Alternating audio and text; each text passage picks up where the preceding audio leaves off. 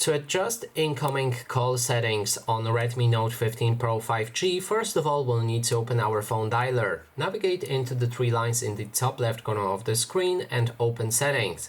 After that we'll be able to find the calling account, and then there's incoming call settings. There's three of them right here. So first one is a quiet ringer when lifted, which means it will reduce volume for the ringtone when you lift your phone. So if it's laying on the table and you just lift it, then it will lower that volume.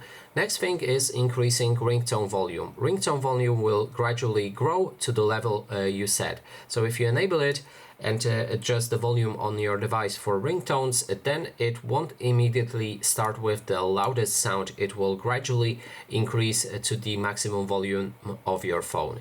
Then there's a flash when ringing, and if you enable that, you will see a camera flash flashing when there's a ring, when somebody is calling you. And that is all of the incoming call settings. Thanks so much for watching, and if you like this video, please consider subscribing.